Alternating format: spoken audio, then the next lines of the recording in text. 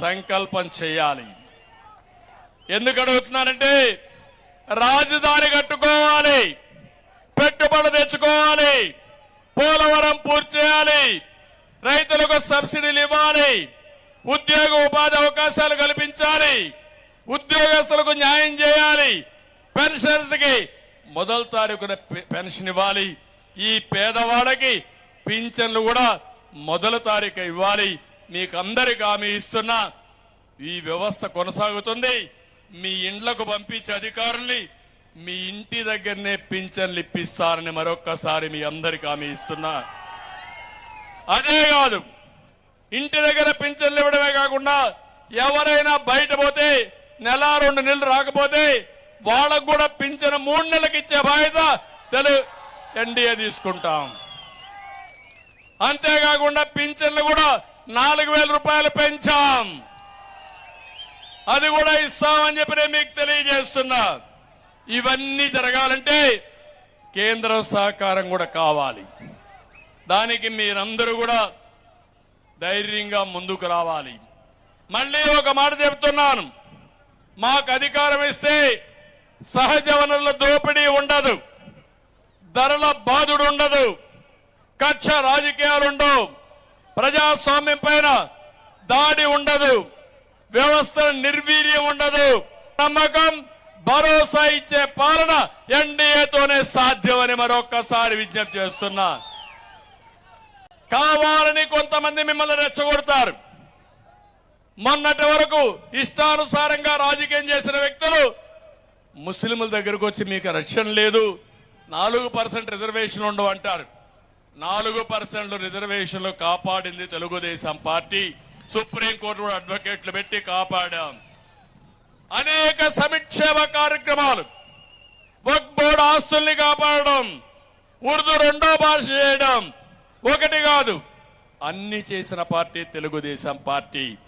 నేను ఒకటే మిమ్మల్ని అందరినీ కోరుతున్నా, ఈ రోజు మనం ఒక పక్కన రాష్ట్రంలో ఎన్డీఏని గెలిపించుకుంటూనే మన నియోజకవర్గంలో 1 లక్ష మెజార్టీతో మనం గెలిచి అదే సమయంలో రాబోయే 5 సంవత్సరాల్లో ఏం చేయబోతానో నేను ఒక స్పష్టమైన హామీ మీకు ఇవ్వాలనుకున్నాను.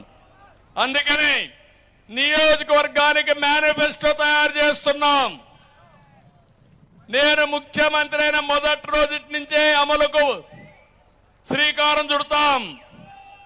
మీ ఆదాయం రాష్ట్రమంతా 2 రెట్లు పెరిగితే మన నియోజకవర్గంలో 3 నుంచి 4 రెట్లు పెంచే బాధ్యత నాది. దానికి ఏం కావాలో ఆలోచిస్తా, నిధులు కావాలంటే నిధులు ఇస్తా, పరిశ్రమలు కావాలంటే పరిశ్రమలు తీసుకొస్తా, రోడ్లు కావాలంటే రోడ్లు వేస్తా.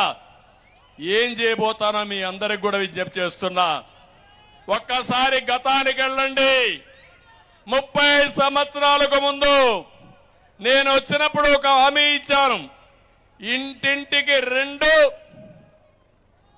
సీమ ఆవులు పట్టిస్తానని చెప్పాను. అప్పుడు నన్ను అందరూ ఎగతాళి చేశారా లేదా అని అడుగుతున్నా. కుప్పంలో సీమ ఆవులు ఎట్ట బతుకుతాయి, పాలు వస్తే ఏం చేస్తాడు అని ఎగతాళి చేశారు. నేను ఒకటే చెప్పాను, పాడి పరిశ్రమ అభివృద్ధి అవుతుంది, నా ఆడబిడ్డలకు ఉపాధి వస్తుంది, నేను ఇంటింటికి 2 ఆవులు పట్టిస్తానని ఆ రోజు ముందుకు పోతే ఈ రోజు 40,000 సీమ ఆవులుండే ఏకైక నియోజకవర్గం మన కుప్పం. 4 లక్షల లీటర్ల పాలు వస్తాయి తమ్ముళ్ళు మన కుప్పంలో. అప్పుడు 1000 లీటర్లు, ఇప్పుడు 4 లక్షల లీటర్లు. మా ఆడబిడ్డలు ఇప్పుడు సన్నగా దారుకున్నారు, ఎందుకంటే పాలు బెతకాలి. సాయంత్రం 5 అయితే ఇంటికి వెళ్ళిపోవాలి, పాలు బెతకాలి, ఆ డబ్బులు రావాలి. నెలకు ఒక ఆవు పైన 10,000 రూపాయలు వస్తున్నాయి. అవునా కాదా అని అడుగుతున్నా. అందుకే చెప్తున్నా, 4 లక్షల లీటర్ల పాలు 10 లక్షల లీటర్లు చేసే బాధ్యత తెలుగుదేశం పార్టీ ఎన్డీఏ తీసుకుంటాం. లాభసాటిగా మీ ఆదాయం పెంచేట్టుగా దాణా, గడ్డి, సైలేజ్ ఇవన్నీ కూడా సబ్సిడీకి ఇప్పిస్తా. పాలకి లాభసాటి వచ్చేట్టుగా ధర కల్పిస్తా. గోకులం షెడ్లు కట్టిస్తాం. ఇవన్నీ చేసి ప్రతి ఆడబిడ్డ గౌరవంగా బతికేట్టుగా ఇబ్బందులు లేకుండా చేసే బాధ్యత మేము తీసుకుంటామని కూడా నేను హామీ ఇస్తున్నా. ఇంకా దీనివల్ల మీ ఆదాయం పెరుగుతుంది వ్యక్తిగతంగా. రెండోది, అర్హులందరికీ ఇళ్లు ఇస్తాం. 2 ఏళ్లలో పేదవాడికి అందరికీ ఇంటి జాగా ఇచ్చి జర్నలిస్టులు, లాయర్లు, మాజీ సైనికులు, ప్రభుత్వ ప్రైవేటు టీచర్లు, చిరు వ్యాపారులు, ప్రైవేటు ఉద్యోగులు, ఇలా ప్రతి ఒక్కరికి మధ్యతరగతి పేదవాళ్ళందరికీ అవసరమైతే హౌసింగ్ సొసైటీస్ కూడా ఏర్పాటు చేసి సరసమైన ధరకే మీకు భూములు ఇప్పించే బాధ్యత, ల్యాండ్స్ ఇచ్చే బాధ్యత తీసుకుంటాం. 2014-19 మధ్య ప్రభుత్వ ఇళ్లు శాంక్షన్ అయ్యి సాంకేతిక కారణాలు పెట్టి డబ్బు లేని వారందరికీ మన ప్రభుత్వం వస్తానే పాత బకాయిలన్నీ చెల్లిస్తానని మీ అందరికీ హామీ ఇస్తున్నా. ఇదే సమయంలో నరేగాలో లేకపోతే ఇరిగేషన్ లో చాలా మంది పనులు చేశారు, వాళ్ళకు డబ్బులు రాలేదు, దుర్మార్గంగా చేశారు. వాళ్ళందరికీ వడ్డీతో సహా డబ్బులు ఇప్పించే బాధ్యత మేము తీసుకుంటామని చెప్పి నేను మీకు తెలియజేస్తున్నా. నేను ఆ రోజు దేశంలో ఎక్కడా చేయని విధంగా డ్రిప్ ఇరిగేషన్ పెట్టించాం. తుంపర్ల సేద్యం బిందు సేద్యానికి నాంది పలికాను. రాయలసీమలో ఒక వరంగా మారింది. లక్షల ఎకరాల్లో ఇచ్చాం. ఇజ్రాయెల్ టెక్నాలజీ తీసుకొచ్చాం. మళ్లీ హామీ ఇస్తున్నా, ప్రతి ఒక్క ఎకరాకు నీరిచ్చే విధంగా డ్రిప్ ఇరిగేషన్ పెట్టే బాధ్యత, సబ్సిడీ ఇచ్చే బాధ్యత మన ప్రభుత్వం తీసుకుంటామని చెప్పి కూడా నేను మీకు తెలియజేస్తున్నా. కోల్డ్ స్టోరేజ్లు కావాలి.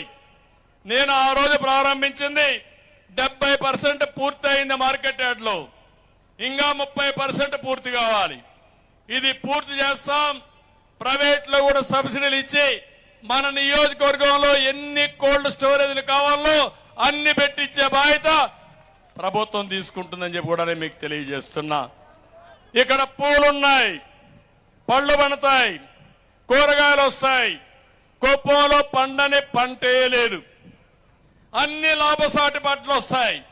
నేను మీ అందరికీ హామీ ఇస్తున్నా, ఇక్కడ పండిన పంటలు విదేశాలకు ఎగుమతి చేయాలని విమానాశ్రయం కూడా ప్రారంభించాం. ఆ రోజు ఎయిర్ కార్గో పెట్టాం. దుర్మార్గులు అది కూడా చేయలే. చెప్తున్నా, మళ్ళీ ఆ విమానాశ్రయాన్ని కట్టి ఇక్కడి నుంచి మీరు పండించే కూరగాయలు విదేశాలకు పంపించే విధంగా చేస్తాను. మీ కలలు సాకారం చేస్తా. అది పెద్ద కష్టం కాదని చెప్పి కూడా నేను మీకు తెలియజేస్తున్నా. అదే మాదిరిగా గ్రేడింగ్, ప్యాకేజింగ్, వ్యవసాయ ఆధార పరిశ్రమలు పెట్టి మా తమ్ముళ్ళు కూడా ఉపాధి కల్పిస్తా. మిమ్మల్ని కూడా పారిశ్రామికవేత్తలుగా చేస్తా. అవసరమైతే మీరు ఉద్యోగం చేయడమే కాదు, స్వేచ్ఛ గ్రామస్తులకే ఇస్తాను. ఇప్పుడు సర్పంచులు చూస్తే ఉత్సవ విగ్రహాలు, ఏమన్నా పనులున్నాయా సర్పంచులా? మీకు ఎంపీటీసీకి పనులున్నాయా? మీరు చేసిన పనులకు డబ్బులు వస్తున్నాయా? తాగేదానికి నీళ్లు తొలితే డబ్బులు వచ్చిందా మీకు? అందుకే ఆ పార్టీ పైన తిరగబడండి, స్థానిక సమస్యలు కాపాడండి.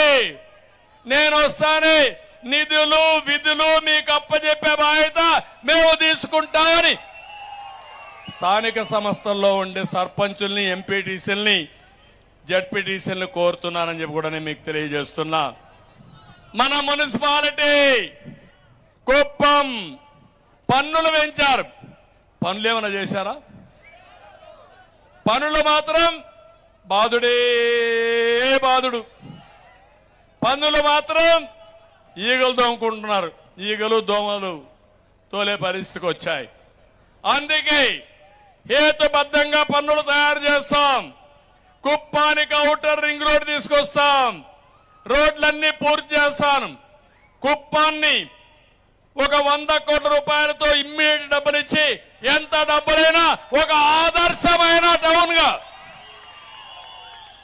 రాష్ట్రంలోని నెంబర్ 1 టౌన్ గా చేసే బాధ్యత తెలుగుదేశం పార్టీ తీసుకుంటాం.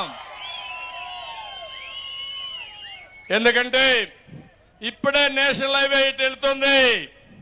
కోలార్ నుంచి రోడ్డు తీసుకొస్తాం, కృష్ణగిరి కలుపుతాం, అదే మరి రామకుప్పం నుంచి తమిళనాడు కలుపుతాం, వీకోట్ నుంచి తమిళనాడుకు కలుపుతాం, బెంగళూరు నుంచి రేపు రాబోయే ఎక్స్ప్రెస్ రోడ్ ఒకటి వస్తుంది.